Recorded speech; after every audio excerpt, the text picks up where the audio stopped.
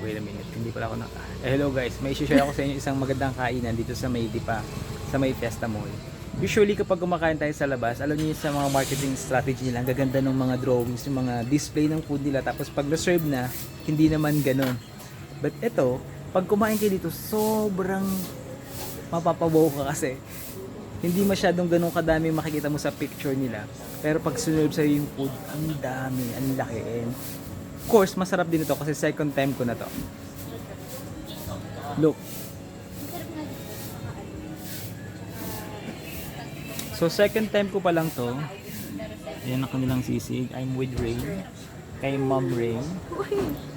Mom Rain. And look, guys, this is Cartongs. Welcome to Cartongs. Lipa ba to? Sobrang sarap kumain dito. Sobrang laki ng servings nila. Na talagang panlaban dito. Actually, nung huling punta ko dito, pila mga estudyante nung kumakain sila.